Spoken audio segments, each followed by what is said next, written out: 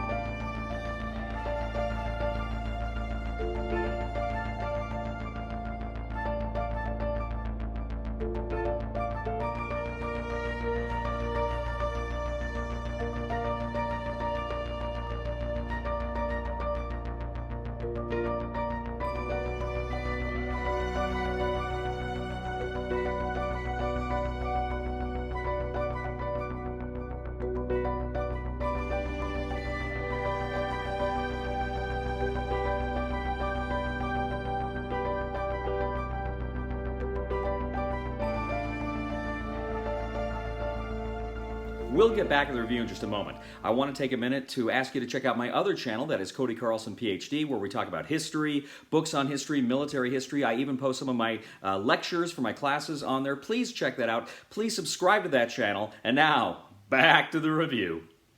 In Manhattan Project War Machine from Grail Games, 1 to 4 players take on the roles of various industrialists trying to create the greatest war machine for their country and win victory by collecting victory points. Now, essentially, every player is going to get their own player board. It's going to have spaces for dice. It's going to have a space for various commodities you're going to be tracking throughout the game, various resources. You're also going to place face down a number of tiles next to you. And these tiles can be flipped up depending with certain actions during the game that will give you the ability then to expand your industrial base. You'll also have some spaces for structures off to the side of the board. More on that later. In the center of the board, you're going to have the game board. And along 3 sides of the game board, you're going to have different actions and things you can take. And you're also going to place out 3 individual structures that can be purchased during the game. Players are also going to get a corporation card, which they're going to place face up in front of them, which is going to give you access to special abilities just for you during the game. And you're also going to take a government grant, which you're going to place face down. This is kind of a secret objective card that you're going to try to score during the game. Now, each player gets 3 dice to start. You're going to go ahead on your turn and roll those dice, and you may get a number of different dice faces. You may get the atomic symbol. The atomic symbol is a wild card, and you may be able to use that in various places around the board or for your corporation. But every time you place that symbol, you go ahead and you must take a pollution card, or pollution token, rather, and that's a -1 victory point. However, if by some chance you're able to recycle that at some point in the game, you can flip it over and it becomes a +1 victory point in the game. Other dice face represent various workers. These are the different locations around the board, 3 different sections of the board that you can place there. And you may also do energy. Now, the different sides of the game board represent government, commerce, and industry, and the various structures represent that. Now, when you roll your die, you do have the opportunity to do, I think, 2 rerolls, but you have to keep 1 dice face each time you do it. And then you can place workers in the first slot in any of those locations, depending on which worker you rolled.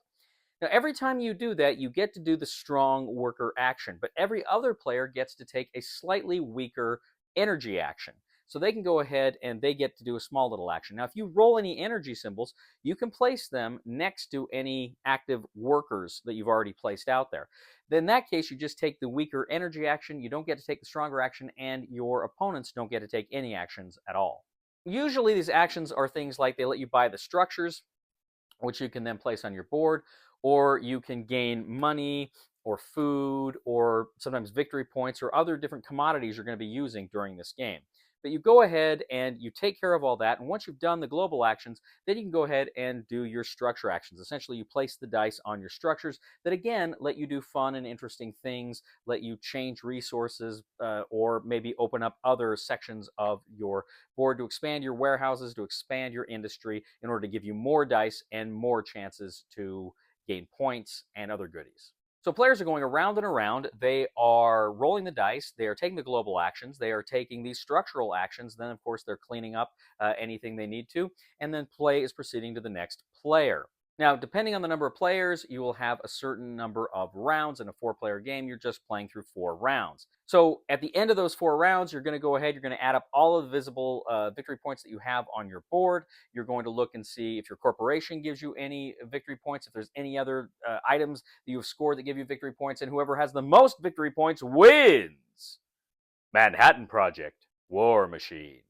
So Manhattan Project War Machine. I know there's some other games out there. Manhattan Project. I've never played them. I don't know if this is associated with that or not. I played this game recently. It was a 4-player game, and it was me and George and Holly and Duffy, and we're playing this game, and it's essentially a dice placement game.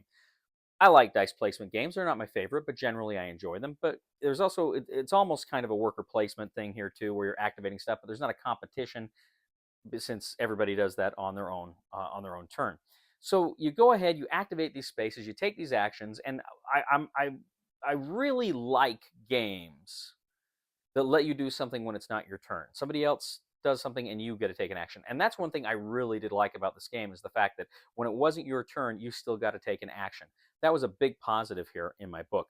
You're also kind of, like I say, discovering these tiles. You're opening up these tiles to give you dice, to give you more storage for victory points, among other things, but some of these other resources, building new structures. So there's all sorts of kind of kooky things that are going on there that are allowing you to expand and grow bigger and hopefully score more points over the course of the game.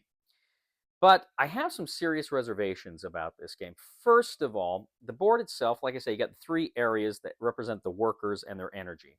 And on 2 of the spaces, it's the workers are on the left, the energy is on the right. But on 1 of the spaces, it's reversed.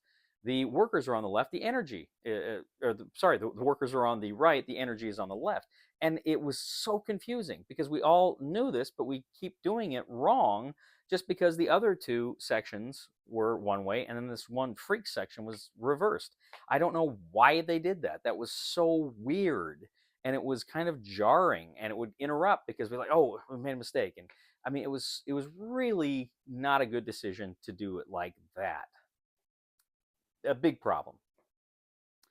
Now, the game is fun because frankly it's kind of an engine builder, right? You're trying to build this engine to score you points, to get you points. And again, I like games that build engines. I generally think that's fun. However, as I say, we played a 4-player game, and it kind of felt like by that 4th round, right? Because you're really only taking 4 of your own turns and then a bunch of these little smaller actions. It felt like by the end of the 4th round, you just really started to get things moving with your engine, and you can't really do anything because the game ends. So it was disappointing. It's like, when you build an engine builder, you want to get to a point in the game where you really see that engine work and hum and do the things you designed it to do. And you kind of don't get to do that here. You get a little taste of that and then the game's over. So with that in mind, I was kind of disappointed. Now, I should point out, I love the aesthetic of this game. I think this game looks great. The cover, the box art's great. It's got this kind of, 1950s, 60s, Cold War, or even World War II, I guess, kind of aesthetic to it that I really dig. But I like the dice. Are these big, chunky, oversized dice that are fun to roll and fun to play with. Component-wise, aesthetic-wise, it's fun. It kind of gets a little tedious sometimes with the little parts of your player board and player area kind of get spread out, and you have to keep pushing them back. But that's not a big deal. Aesthetically, this game is great, but that's the big problem, right? Is the game's over before you feel like it really begins. And it takes a while to get to that point too.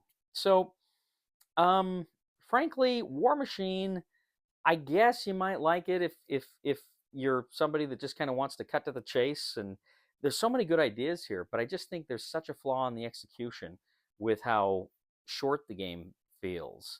And then, of course, that backward thing. I just feel like this is one I kind of can't recommend. I'd like to. There's so much good stuff here. I didn't hate this game, but I can't ever see myself playing it again because I just feel like it's a whole lot of build-up and not a lot of payoff. So recommendation for Manhattan Project War Machine is cannot recommend. Thank you once again for joining us today on The Discriminating Gamer. As always, we ask you to please leave a comment for us on YouTube, on Board Game Geek, on our Facebook page, or on thediscriminatinggamer.com. We'd ask you to please like us on Facebook, subscribe to us on YouTube, and follow us on Twitter. I'd also ask you to check out my other channel, that is Cody Carlson, PhD, where we talk about military history and books on history, fun things like that.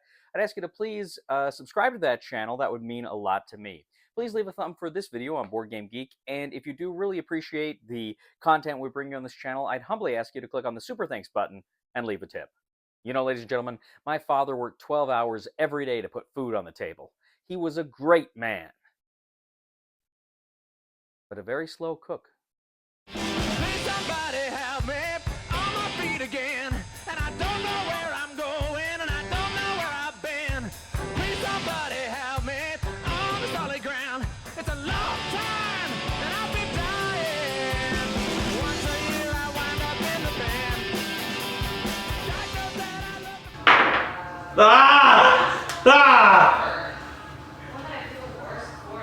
the Dang it.